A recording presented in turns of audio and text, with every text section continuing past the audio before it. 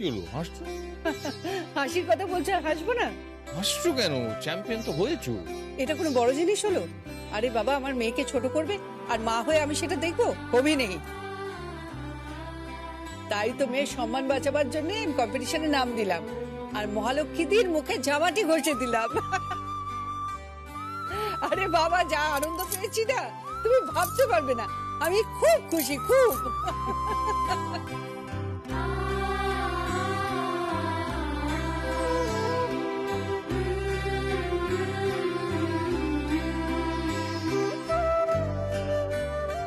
কি হলো, কি দেখছো?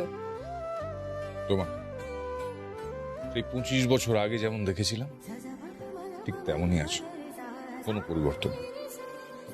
যেন জয়া, তোমার মধ্যে না একটা সহজ সরল কিশোরী মেয়ে লুকিয়ে আছে। তুই এমনটাই থেকো।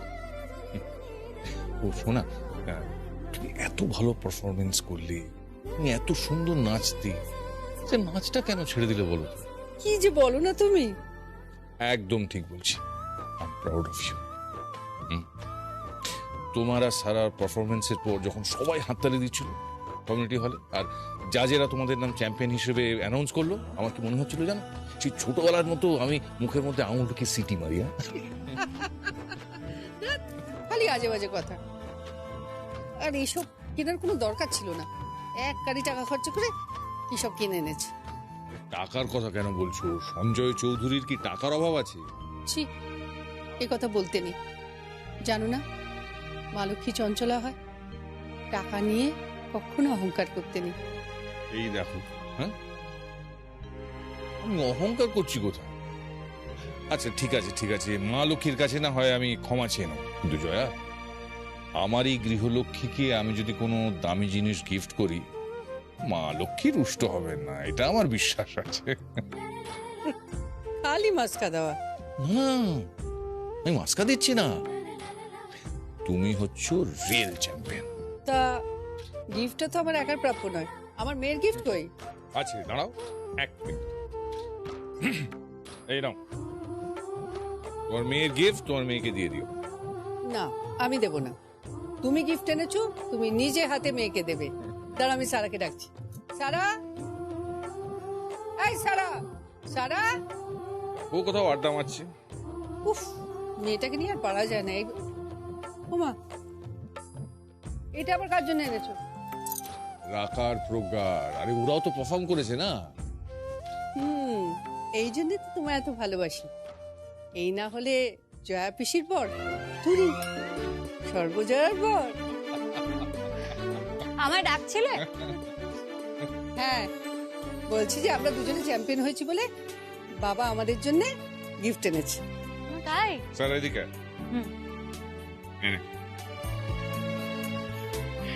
এসবের আবার কি দরকার ছিল? সত্যি তোর বাবার সবকিছুতেই বড্ড বেশি বাড়াবাড়ি। বাড়াবাড়ি বলছো কেন? ও তো আনন্দ করেই এনেছে। প্রজ্ঞা রাখার জন্য গিফট এনেছে। তারা কোথায়? জানি না, ওরা বিজি আছে। এনিওয়েজ, আমি তোমাকে বলেছিলাম যে আমি আজকে একটু তাড়াতাড়ি বেরোবো, খাবারটা রেডি রাখতে। এ বাবা, আমি না একদম ভুলে গেছি। ভুলে তো যাবেই, ছেলে মেয়ে বড় হয়ে গেছে, তাদের সামনে সবকিছু ভুলে বরকে নিয়ে এত আধিক্যতা করলে ভুলে যাবে না? মানিন, এসব কি কথা? ভুল কিছু বললাম নাকি?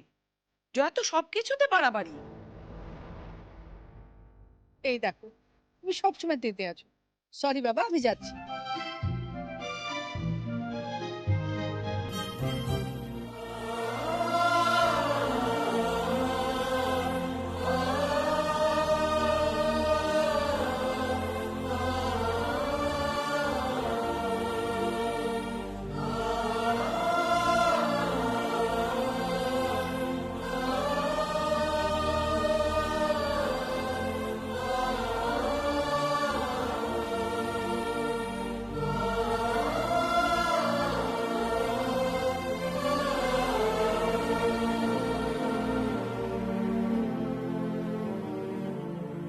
কি করছো?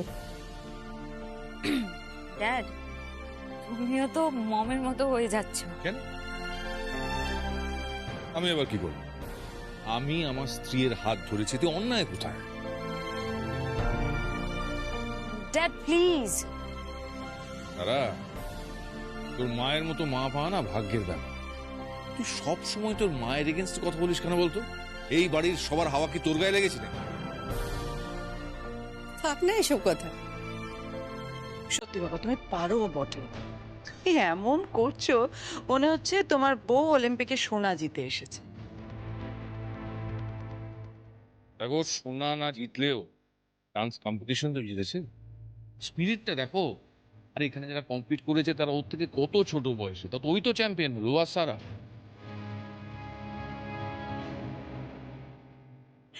সো হোয়াট, 3-4 জনের মধ্যে চ্যাম্পিয়ন হয়েছে, এমন কি বড় কথা যার জন্য তুমি গিফট টিফট নিয়ে চলে এলে? দেখো না, আমি তো সেটাই বলছিলাম। মম, তোমারও আছে। সব একেবারে চিৎকার করে জানাতে হবে? ওমা, সে কি? আনন্দ ভাগ করে নিলে তো আনন্দ আরো বাড়ে। আমাদের একান্নবর্তী পরিবার, সবার সঙ্গে আনন্দ ভাগ করব না? অবশ্য আজকাল তো হচ্ছে 3 জনের সংসার, তুমি, আমি আর সন্তান। একদম ভালো না। বাড়ি ভর্তি লোক থাকবে, কত আনন্দ হবে, হই হুল্লোড়, আড্ডা, মজা, খাওয়া দাওয়া। তুমি অবশ্য এর থেকে বেশি আর কি ভাবতে পারবে বলো? থাকতে তো ওই এঁদো গলিতে। এদোগুলিতে থাকতাম ঠিকই, কিন্তু মিলেমিশে থাকতাম, প্রাণ ছিল। থাক থাক থাক, আমি এসব নিয়ে আর কিছু শুনতে চাই না, প্লিজ। জয়া, ওদের সব বলো না, ওরা বুঝবে না। আমার বাড়ির লোকেরা এসব বোঝে না। ওরা খালি একটা জিনিসই বোঝে, ওদের কাছে একটা জিনিসই দামি, আর সেটা হলো মানি। মানি বেটার দ্যান হানি। তুমি কিন্তু আমাদের সবাইকে ইনসাল্ট করছো। আর তোমরা যে প্রতিনিয়ত জয়াকে ইনসাল্ট করো। থাক না। না, থাকবে কেন? না, এটা তো আনন্দের ব্যাপার। তুমি আর সারা চ্যাম্পিয়ন হয়েছো, আমাদের সবার সম্মান বেড়েছে এতে। হ্যাঁ, প্রত্যেক বছর তুই জিনিয়ার রানী চ্যাম্পিয়ন, এই প্রথমবার আমাদের বাড়ির মেয়ে বউ চ্যাম্পিয়ন হয়েছে। তো কত আনন্দের ব্যাপার, আমাদের তো সেলিব্রেট করা উচিত। কিন্তু ড্যাড, এটা আর এমন কি ব্যাপার সেলিব্রেট করার মতন? সারা, তুই এ কথা বলছিস? হ্যাঁ, তোর মা খালি তোর কথা ভেবেছে। সবাই ওকে নিয়ে মজা করেছে, হাসাহাসি করেছে, কত কথা শুনিয়েছে, কিন্তু কোনো কথা কানে নেয়নি। কেন? যাতে সবার কাছে তুই ছোট না হয়ে যাস। ও যে তোর সব থেকে বড় বন্ধু, এটা ও প্রমাণ করে দিয়েছে। বাবা, তুমি তো জয়া নামে ঢাক পিটিয়ে যাচ্ছ, একটু বেশি বেশি হয়ে যাচ্ছে না? সত্যি বাবা, এবার তুমি একটু থামো তো। একটা সামান্য ব্যাপার নিয়ে সারাদিন বাড়ির কাজকর্ম সেরে একটু নাচ করেছি, সেটা আর কি এমন বড় কাজ করেছে? না জয়, তুমি সত্যি একটা বড় কাজ করেছো। দেখো, তুমি শুধু এই চৌধুরী বাড়ির সর্বজয়া চৌধুরীকে রিপ্রেজেন্ট করোনি, তুমি তুমি সেই সব হাজার হাজার সর্বজয়া চৌধুরীকে রিপ্রেজেন্ট করেছো যাদের আমরা হাউস ওয়াইফ বানিয়ে রেখেছি। তাদের প্রতিবার আমরা কোনো দাম দিইনি, মনের কোনো ইচ্ছের কথা জানতে চাই। তুমি হচ্ছ তাদের প্রতিনিধি। তুমি দেখিয়ে দিয়েছো যে তারা ইচ্ছে করলেও তারা পারে। তুমি তাদের সবার ইন্সপিরেশন। আর জানো, প্রতি মুহূর্তে আমিও তো তোমার থেকে ইন্সপায়ার্ড হই। তাই তোমার সাফল্যে আর কেউ সেলিব্রেট করুক বা না করুক, আমি সেলিব্রেট করব। বাবা, তুমি একটা কাজ করো, তুমি বিজনেসটা ছেড়ে লেকচার দিয়ে বেড়াও। দেখো মানিনি, এটাই হচ্ছে তোমাদের প্রবলেম। একজন মেয়ে হয়ে তোমরা একজন মেয়ের পাশে দাঁড়াও না, অথচ একজন পুরুষ যখন সেই মেয়েটির পাশে দাঁড়ায় তখন উল্টে তোমরা এই সমস্ত কথা। Anyway, thanks dad, thanks for your gift. Sorry, sorry Jaya. Sorry, very sorry, ক্ষমা করে দাও আমাকে, ভেরি সরি। এসব কি বলছো? তুমি তো ঠিকই বলেছো। তুমি যাও, আমি আসছি। শোনা, রাকার ওই প্রজ্ঞার গিফট গুলো নিয়ে যাও। না না, তুমি নিজে হাতে দেবে। কাম।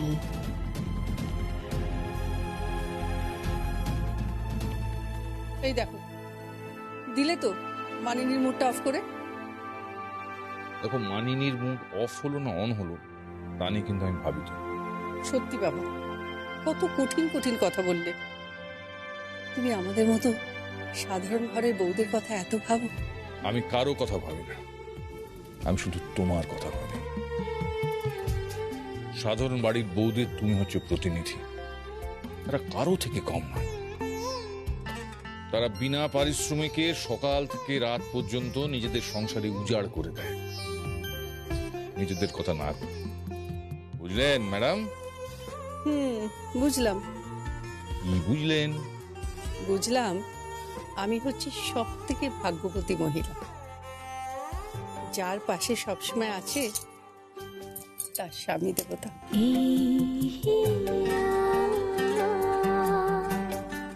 তুমি এইভাবেই আমার হাতটা ধরে থেকো।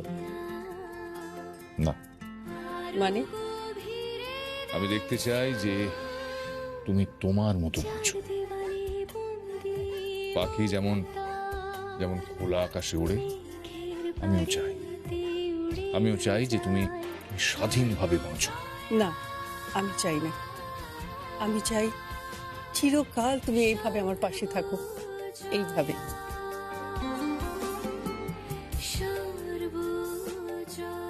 আমি আমি তোমার পাশেই আছি জয়া, আমি এইভাবেই তোমার পাশে থাকবো।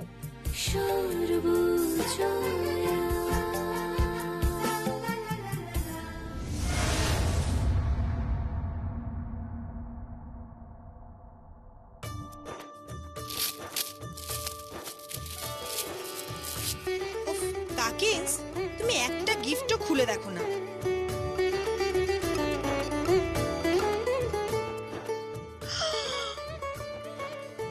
বাহ, দেখো দেখো, কি রে?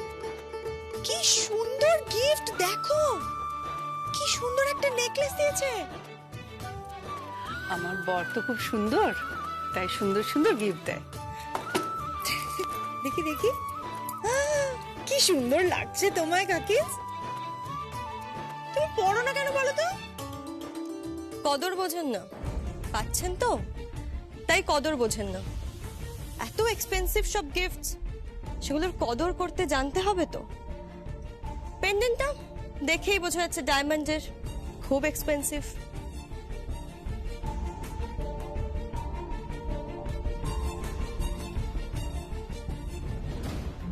রাখা, শোন, যেদিন একটা গিফটও আমার স্বামীর থেকে দামি হবে, সেই গিফটটা পরে আমি ঘুরে বেড়াবো।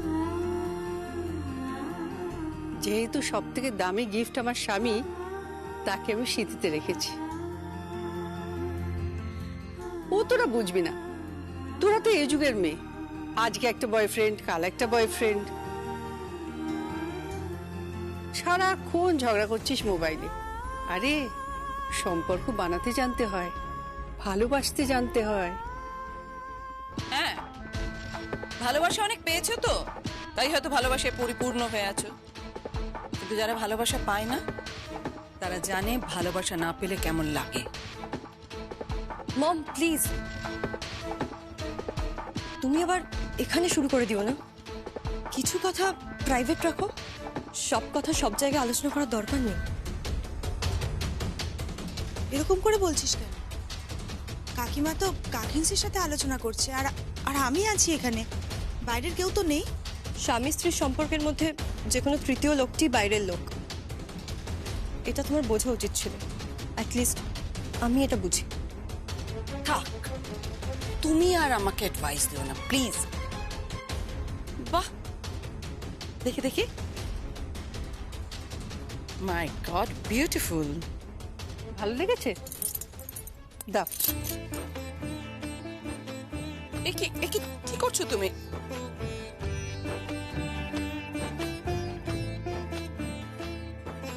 সত্যি কাকিন্স, তুমি আগের দিন গিফটটা মাকে দিয়ে দিলে, তারপরে আরেকটা গিফট প্রজ্ঞাকে দিয়ে দিলে, আমাকে দিয়ে দিলে। আরে, তোরাই তো আমার গিফট। সবাই মিলে একসঙ্গে জমিয়ে সংসার করতে পারলে ব্যাস, আমার আর কিচ্ছু চাই না। বললাম না, আমার স্বামীর থেকে দামি উপহার যেদিন আমি পাবো, সেই দিন আমি গলায় পরে ঘুরে বেড়াবো, কাউকে দেবো না, বুঝলি?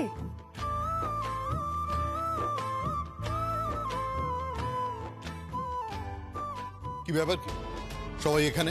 ডিনার টেবিলে কেউ নেই কেন?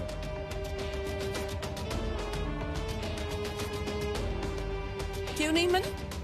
তুমি যাও, জয় সার্ভ করে দেবে। কেন, তুমিও তো একদিন ডিনার টেবিলে থাকতে পারো, ওখানে দাঁড়িয়ে সকলকে সার্ভ করতে পারো। না, পারি না।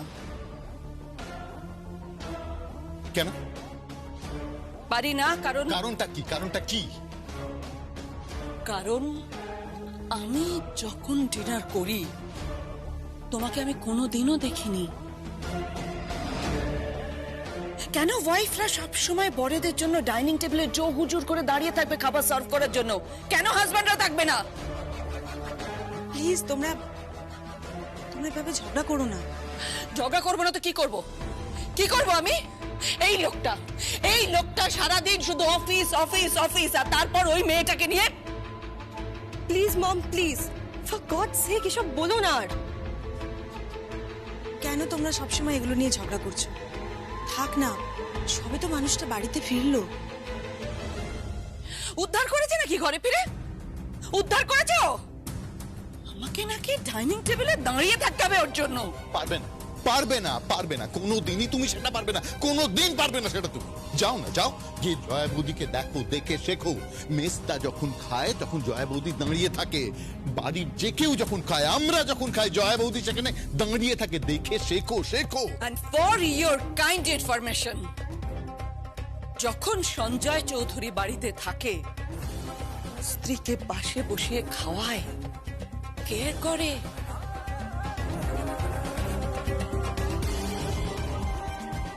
আগে নিজের স্ত্রীকে কেয়ার করতে শেখো, তারপর তার কাছ থেকে কিছু এক্সপেক্ট করবে।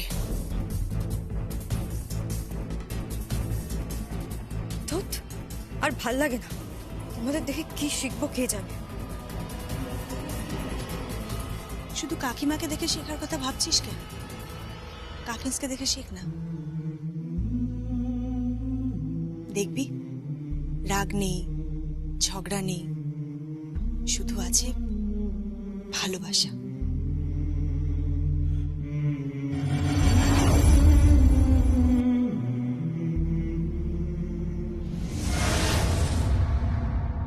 না না না, ও আমি পারবো না বগলে মামা, তোমার দুটো পায়ে পড়িয়ে আমার দ্বারা হবে না, আমি পারবো না, আমি পারবো না। না না না, আমার পায়ে পড়তে হবে না, আমাকে উদ্ধার কর। শোন, ওই গুরুচরণ গুলিয়ে সব গুবলেট করে দেবে। কিছু একটা কর, কিছু। আরে বাবা, পিটি মিটিং আমি পারবো না। আরে ওটা পিটি নয়, পিটি নয়। আরে বাবা, দিদিমণিরা ডেকেছে না। এই নিন আপনার চা নিন। এই, ক চামচ চিনি দিয়েছিস? ওই যতটা দিই। জানো 4 চামচ দিয়েছিস তো? ভালো করে দুধ দিয়েছিস? গাঢ় করে বানিয়েছিস? দে দে দে।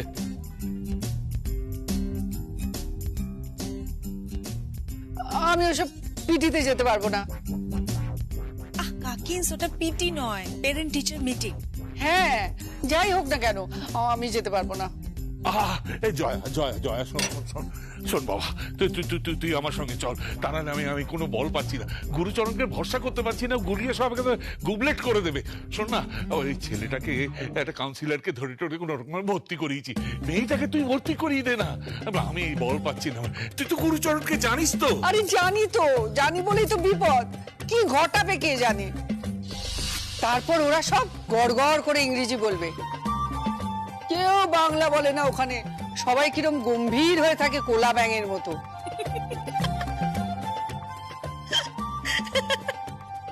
হ্যাঁ রে, ওদের স্কুলে ঢুকলে মনে হয় জেলখানায় ঢুকেছি। সবাই কিরম গম্ভীর হয়ে ঘুরে বেড়াচ্ছে, কেউ হাসে না। যে পড়াচ্ছে সে গম্ভীর হয়ে পড়াচ্ছে, আর যারা পড়ছে তারাও গম্ভীর হয়ে পড়ছে। কিরম লাগে না? আরে যাই হোক, তুই চল না আমার সঙ্গে। লক্ষ্মী সোনা, সোনা আমার, এ দেখ আমি না তোর বগলা মামা। আচ্ছা, তোর মনে আছে তো, তোর জন্য কতবার গাছে উঠেছি, অন্যের বাড়িতে ঢুকে ফল চুরি করেছি। থাক থাক, আর পড়াতে হবে না। মানে ইংরেজি বলা স্কুল, আবার পেরেন্ট টিচার মিটিং। তুমি প্যারেন্ট টিচার্স মিটিং এ যাবে? হ্যাঁ, কে ভর্তি হবে? আমার মামাতো ভাইয়ের স্কুলে যেতে হবে। স্কুলে নয়, কথাটা স্কুলে, স্কুল। হ্যাঁ হ্যাঁ, ওই হলো, ওখানে পেরেন্ট টিচার মিটিং আছে আর একটা মেয়ে ভর্তির কথা বলতে হবে। যাও, গিয়ে আবার সব গুলিয়ে দিয়ে এসো।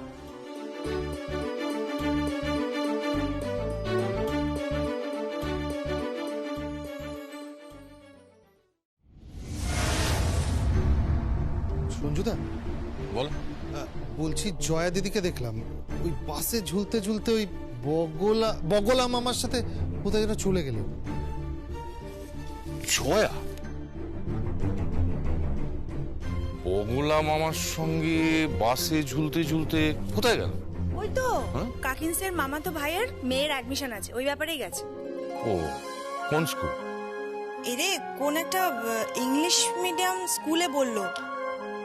English medium school. শোনো, তুমি একটু খোঁজ নাও তো কোন স্কুল। হ্যাঁ সঞ্জুদা, আমি খোঁজ নিয়ে তোমাকে জানাচ্ছি। আশ্চর্য, জয়া ইংলিশ মিডিয়াম স্কুলে গেল? হ্যাঁ, ওই তো মামাতো ভাইয়ের মেয়েকে ভর্তি করাতে গেছে। সত্যি, ও সারা স্কুলে যেতেই ভয় পেত আমাকে ছাড়া, বুঝলে? আসলে ভীষণ সিম্পল মেয়ে তো, এরকম সহজ সরল একটা মেয়ে পৃথিবীতে খুব বিরল, খুঁজেই পাওয়া যায় না। আমার ইচ্ছে যে এরকম মানুষই না পৃথিবীতে বেশি জন্মাক, যাতে করে পৃথিবীর মনটা ভালো হয়।